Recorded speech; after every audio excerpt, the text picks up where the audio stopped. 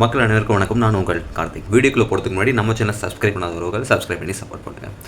ஏற்கனவே நம்ம இதை பற்றி இப்போ நம்ம பேச போகிற விஷயத்தை பற்றி நேற்று ஒரு வீடியோ நம்ம அப்லோட் பண்ணியிருந்தோம். அதை பற்றின ஒரு செகண்ட் பார்ட்டு தான். அஜித் அவர்கள் பற்றி நம்ம பேசியிருந்தோம். அவர் ஒரு இது சென்ட்ரல் உள்ள, அதாவது நேஷ்னல் ஒரு மீடியாவுக்கு வந்து பேட்டி கொடுத்துருந்தாரு. அதை பற்றி அதில் பேசப்பட்ட விஷயங்கள், அவரோட ப்ரொஃபஷனல் எல்லாமே பேசினார். ஃபேமிலி பற்றி எல்லாமே டிஸ்கஸ் பண்ணி முடிச்சதுக்கப்புறம் கரூர் ஸ்டாம்பை, நம்ம தமிழ்நாட்டில் நடந்த கரூர் ஸ்டாம்பை பற்றி பேசினார். அது வந்து நிறையா வரவேற்றோம். நம்மளும் ஓகே, அவர் பேசியிருக்காரு, அட்லீஸ்ட் அவராது பேசினார். எல்லா ஹீரோவும் பேசியிருக்கணும், எல்லா நடிகர்களும் பேசியிருக்கணும். அவர் பேசினது ஓரளவுக்கு சந்தோஷம். அவர் இப்போ பேசக்கூடிய காரணங்கள் என்ன, சில விஷயங்கள் வந்து நான் வந்து நிறையாவது பார்த்தேன், நிறையா வீடியோஸ் பார்த்தேன். எல்லாருமே வந்து பார்த்திங்கன்னா, அஜித் அவர்கள் பேசியிருக்காரு, அவர் வந்து விஜய் வந்து தாக்கி பேசியிருக்காரு, விஜய்க்கு வந்து ஆதரவாக பேசியிருக்காரு. விஜய்க்கு ஆதரவாகவும் பேசலை, விஜய் வந்து முழுக்க தாக்கி தான் பேசியிருக்காரு. ஆனால் விஜய் கட்சியை ஆதரிக்கக்கூடிய நண்பர்களே வந்து பார்த்திங்கன்னா, பாருங்கள், தலை எங்களுக்கு சப்போர்ட் பண்ணுறாரு, தலை வந்து விஜயோட பேரை யூஸ் பண்ணவே இல்லை, விஜய்க்கு வந்து விஜய் மட்டும் இது பொறுப்பு இல்லை, விஜயே பொறுப்பு இல்லைன்னு தான் சொல்கிறாரு, எல்லாரும் பொறுப்பேற்றுக்கு தான் சொல்கிறாரு, அப்படி சொல்லலை. ஆனால் அதை பற்றின முழு விளக்கம் நம்ம போன காணொலியில் நம்ம சொல்லியிருந்தோம். இப்போ சில விஷயங்கள் பர்சனலாக என்னோடய அன்பு உறவுகள்கிட்ட நான் சில விஷயங்கள் பேசணும். முக்கியமாக அஜித் அவர்களே சில கேள்விகள், நான் வந்து அவரை கேள்வி கேட்குற அளவுக்குலாம் நான் வந்து பெரிய ஆள்லாம் இல்லைங்க, சரிங்களா? இங்கே தோணுது, மனசில் தோன்ற விஷயத்த நான் வெளிப்படையாக கேட்குறேன். இது சரியாக தப்பாங்கிறது நீங்கள் பார்த்துக்குங்க. ஆனால் எனக்கு தோன்ற விஷயங்கள் நான் சொல்கிறேன். அவர் சொன்ன சில விஷயங்கள் வந்து பார்த்திங்கன்னா, தமிழ்நாடு ரசிகர்கள் பற்றி, முக்கியமாக தமிழ் மக்களை பற்றி சொன்ன விஷயம் தான். அவருக்கு வந்து அதிகமான ஃபேன் பேஜ் வேறு எங்கேயும் இல்லை, தமிழ்நாட்டில் தான் இருக்குது. இவர் வந்து கிட்டத்தட்ட ஒரு 10-15 வருஷங்களுக்கு முன்னாடி படம் நடிச்சுட்டு இருந்திருக்காருல்ல, விஜய் அவர்களுக்கு அஜித் அவர்களுக்கு ஒரு வாரம் நடக்கும், நான் கேள்விப்பட்டிருக்கேன். நான் வந்து விஜய் அவங்க தளபதி ஃபேன் சண்டை போட்டுருக்காரு பார்த்திங்கன்னா. ஆனால் நாளிதழில் அவங்க கொடுக்குற மீட்டிங், ப்ரெஸ் மீட்டு, இண்டிவிஜுவலாக நடக்கிற ப்ராட்காஸ்ட்லாம் வந்து பார்த்திங்கன்னா நிறைய விஷயங்கள் ஷேர் பண்ணிக்குவாங்க. பாட்டில் வந்து எதிர்ப்பு தெரிவிப்பாங்க, டைலாக்ல இருக்கும். இதெல்லாம் வந்து இப்போ ரீசெண்டாக வெளியே வந்துகிட்டு இருக்கு. இதுக்கு தான் அந்த பாட்டு பண்ணார், இதுக்கு தான் அந்த டைலாக் அப்படி நமக்கு ஆச்சரியத்தரமாக இருக்கும். ஒரு பீக்கில் இருக்கும். தளபதி ஃபேனு, உங்கள் படம் எத்தனை கலெக்ஷன், என் படம் எத்தனை கலெக்ஷன், என் படம் எத்தனை நாள் ஓடுது பாரு, படம் எத்தனை படம் ஓடுது, தளபதி எத்தனை நாள் படம் ஓடுது அப்படின்னு சொல்லி மிகப்பெரிய ஒரு காம்படிஷன் நடந்துகிட்டே இருக்கும். அப்போ எல்லாம் வந்து ஃபஸ்ட் ஷோ நடந்துட்டாலே இருந்துச்சு. அப்போ அஜித் அவர்கள் ஏன் அதை பற்றின ஒரு எதிர்ப்பு அறிக்கை கொடுக்கவே இல்லை 10-15 வருஷத்துக்கு முன்னாடி நீங்கள் அதே ஃபேன்ஸ் தான், இப்போ இருக்கிற ஃபேன்ஸ் தானே அப்போ இருந்தாங்க. ஆனால் அப்போ நீங்கள் அது வந்து தப்பான கல்ச்சரு, ஃபஸ்ட் ஷோ பார்க்காதீங்க, பொறுமையாக வெயிட் பண்ணி பாருங்கள் அப்படின்னு சொல்லி நீங்கள் எங்கேயுமே பதிவு பண்ணலை. இப்போ ஒரு பீக்கில் போயிட்டீங்க. நீங்கள் சினிமாவை ஃபோக்கஸ் பண்ணுறதை விட நிறைய விஷயங்கள் ரேசிங்கு, அந்த ட்ரோனு, ஹெலிகாப்டரு, கன்சார்ட்டு, இதிலலாம் அதிகமாக ஃபோக்கஸ் பண்ணுறீங்க. நீங்கள் சினிமா விட்டு வெளியே போகிறனால நீங்கள் ஃபஸ்ட் ஷோ வேணாங்கிறீங்களா? எனக்கு தெரியல. என்னோடய கேள்வி இது. சில கேள்விகள் இருக்குது, அதை தான் நான் கேட்குறேன். பார்க்குற உறவுகள் வந்து அதை நீங்கள் என்னோட கருத்துக்களுக்கு நீங்கள் பதில் கருத்து கொடுங்க, தாராளமாக நான் ஏற்றுக்கிறேன். ஆனால் என்னோட கருத்துக்கள் நான் வெளிப்படி நான் சொல்லிடுறேன். ஏன்னா அவர் சொன்னதில் வந்து பார்த்திங்கன்னா ஏற்றுக்கலாம், ஓகே. எல்லா நடிகரும் யாருமே பேசுகிற விஷயத்தை நடிகர்கள் உண்மையிலே எனக்கு ரொம்ப வருத்தமான விஷயம் என்னன்னா, நடிகர்கள் யாருமே வந்து மேக்ஸிமம் இந்த விஷயத்தை பற்றி பேசவே இல்லை. ஏன் கரூர் மக்கள் வந்து உங்கள் தமிழ்நாடு மக்கள் இல்லையா, அந்த இறந்த மக்கள் வந்து உங்கள் படத்தை வந்து பார்த்துருக்க மாட்டானா? இல்லை, எனக்கு புரியவே இல்லை. எந்த ஒரு இஷ்யூனா வந்து நடிகர்கள் எதுவுமே பேச மாட்டீங்க, சொசைட்டி ரீதியாக பேச மாட்டீங்க. ஆனால் படத்தில் மட்டும் வந்து நீங்கள் வசனங்கள் வச்சுருவீங்க, சொசைட்டிக்கு ரீதியாக பாரு, ஜாதி ஒழிப்பு, இது எல்லாமே வச்சுருவீங்க.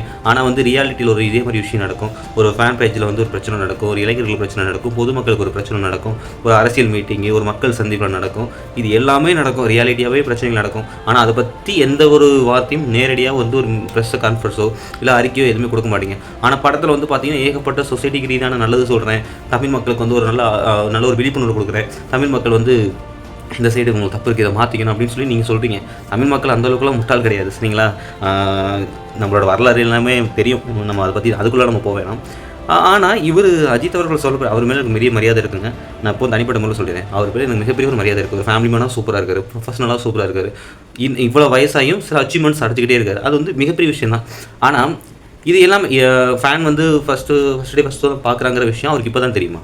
ஒரு 10-15 வருஷம் முன்னாடி, ஒரு 2001, 2010 அந்த காலகட்டத்திலலாம் மங்காத்தா படம் வரும்போதெல்லாம் அப்போல்லாம் வந்து பார்த்திங்கன்னா அதெல்லாம் ரசிச்சார்ல. என்னைக்காவது ஒரு நாள், நல்லா கேட்டுங்க, என்னைக்காவது ஒரு நாள் நான் பொதுவாக கேட்குறேன், என் மனசில் தோன்ற விஷயத்தை கேட்குறேன்.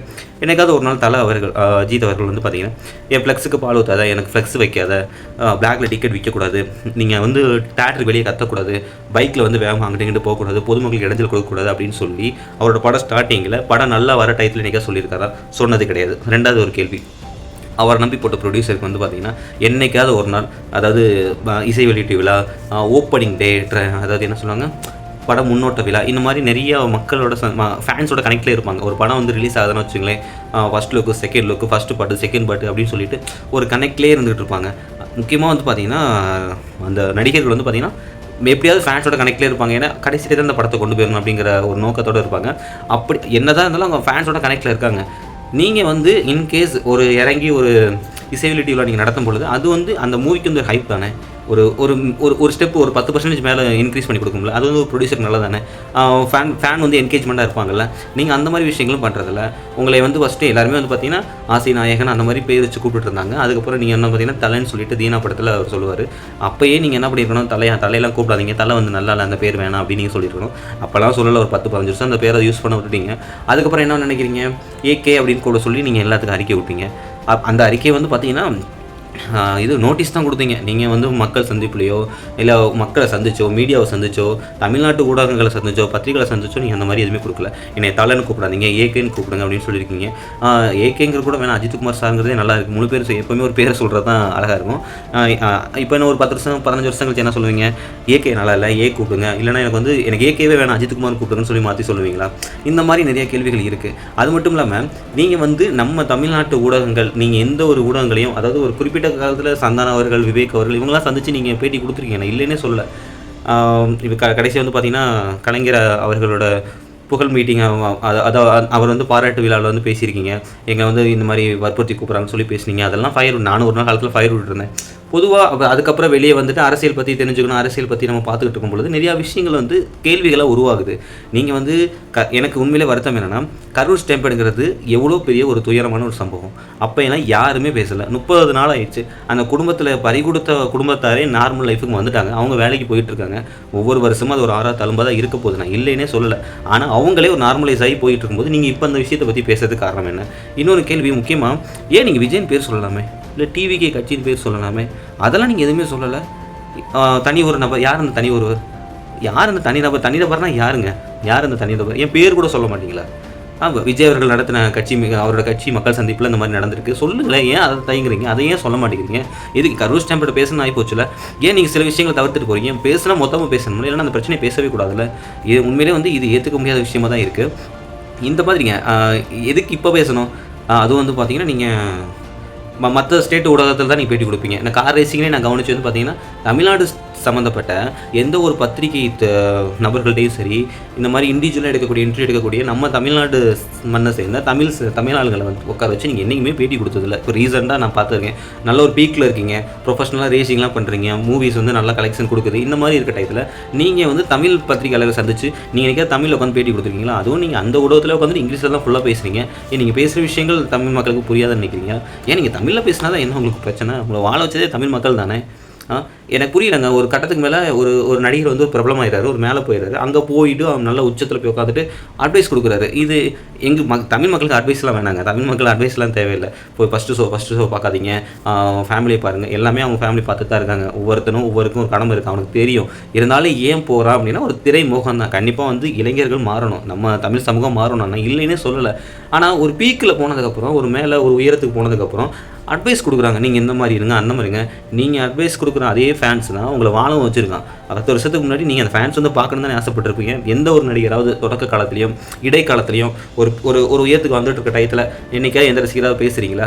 ஏதாவது சொல்கிறீங்களா? படத்தை வந்து பாருங்கள், மக்கள்கிட்ட கொண்டு போய் சேருங்க, இதை தவிர வேறு ஏதாவது நீங்கள் பேசுவீங்களா? ஆனால் ஒரு பீக்கில் போனதுக்கப்புறம், ஒரு உச்சத்துக்கு போனதுக்கப்புறம் எல்லாருமே உட்காந்துட்டு வாழ்க்கை ரீதியாகவோ தத்துவ ரீதியாகவோ நீங்கள் அட்வைஸ் கொடுக்குறீங்க. அது வந்து ஏன்னு தெரில.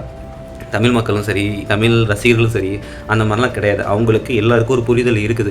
புரிதலை மீறி உங்கள் மேலே ஒரு அதீத பாசத்தில் தான் அவங்க அந்த மாதிரி நடந்துக்கிறாங்க. அதுவே என்னை பொறுத்த வரைக்கும் தப்பு தான்.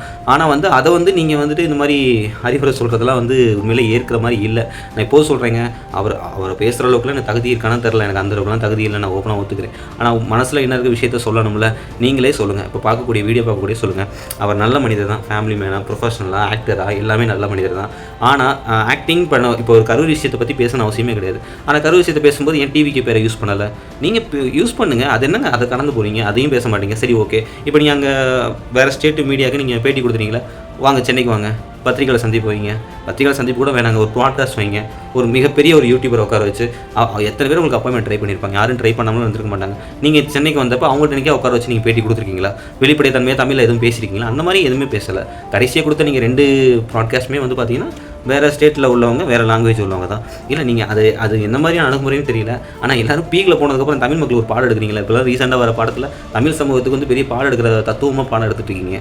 ஏன் எங்களுக்குலாம் தமிழ் மக்களுக்கெல்லாம் வந்து பார்த்தீங்கன்னா என்ன நினச்சிருக்கீங்க எங்கள் மக்களை பற்றி? எல்லாருமே பாடம் எடுக்கிறீங்க. சமூக நீதி எல்லாமே பாருங்க, தப்புகள் இருக்குங்க, சொசைட்டியில் இருக்குது. ஆனால் யாருமே வந்து எதுவுமே தெரியாமலாம் இல்லை. எல்லா என்னோட தமிழ் சமூக மக்களுக்கு எல்லாமே தெரியும் சரிங்களா. அவங்க ஒரு பக்குவ நிலையில் வந்துட்டுருக்காங்க, வாழ்ந்துட்டுருக்காங்க. மிகவும் தொன்று தொட்ட வரலாறு தான் தமிழ் சமூகம். விவசாய வேளாண்மை கொண்டு வந்ததே நம்ம சமூகம் தான். ஸோ நம்ம சமூகத்துக்கு பாடம்லாம் தேவையில்லை. அதுவும் உச்சபட்சத்துக்கு போனதுக்கப்புறம் நீங்கள் அப்படி இருங்க இப்படி இருங்கன்னா ஏன் அதை நீங்கள் இடைக்காலத்திலே சொல்லலை, இல்லை தொடக்க காலத்திலே சொல்லலை, எல்லாம் பீக்கில் போனதுக்கப்புறம் தான் சொல்லுவீங்களா? கரு விஷயத்தை பேசுன்னு ஆரம்பிச்சுட்டா எல்லாத்தையும் பேசுனுங்க. நீங்கள் கரு விஷயத்தை பேசுனீங்கன்னா இது மட்டும் தான் பேசுவேன், இது மட்டும் பேச மாட்டேன் அப்படின்னு சொல்லி ஒரு முடிவு இருக்குது வந்து உண்மையிலே ஏற்றுக்க முடியல, கசப்பாக தான் இருக்குது. ஆனால் அவர் பேசின விஷயங்கள் எல்லாமே வரவேற்கிறது தான். அட்லீஸ்ட் பேசினாரே அப்படின்னு தான் எடுத்துக்க முடியுமே தவிர பரவாயில்லப்பா அஜித் பேசிட்டார்ப்பா, அஜித்தே பேசிட்டார்ப்பா அப்படிலாம் இல்லை. பேசியிருக்காரு, ஓகே அவராது பேசினாரு அப்படிங்கிற ஒரு சந்தோஷப்பட்டுக்க வேண்டியதான். ஆனால் வந்து பேசினா பிரச்சனை எல்லாத்தையும் பேசணும். ஒரு பிரச்சனையை தொட்டால் எல்லா பிரச்சனையும் எல்லா விஷயங்களும் பேசணும். பட் அஜித் அவர்கள் அதை கடந்துட்டார். எனக்கு அதுதான் கொஞ்சம் வருத்தமாக இருக்குது. ஆனால் சில விஷயங்கள் ஏற்றுக்க முடியாது. ஏன்னா வந்து பார்த்திங்கன்னா டிவிக்கு கட்சி சார்ந்தப்போ எந்த விஷயங்கள் பிரபலமாக வெளியே வருதோ அப்போ சில விஷயங்கள் அவர் வெளியே விடுவார். இதெல்லாம் வாலண்டியராக நம்ம பார்த்துருக்கோம். ஃபேமிலியை பாருங்கன்னு சொல்கிறது எல்லாமே நல்ல விஷயம் தான், நான் தப்பு சொல்லவே இல்லைங்க. ஆனால் கரூர் விஷயம் பற்றி பேசும்பொழுது யார் பேசினாலும் முழுக்க பேசணும். தப்பு யார் மேலே தப்புன்னு ஓப்பனாக சொல்லணும், பேரை யூஸ் பண்ணி சொல்லணும். அது இண்டிவிஜுவல் தப்புனா இண்டிவிஜுவல்னால் யார் அப்படிங்கிற ஒரு கேள்வி தான் உருவாகுது. இது வந்து இந்த மாதிரி அவர் பேசியிருக்க வேணாம். ஆனால் அஜித் அவர்கள் பேசுறது வருத்தமாக இருக்குது.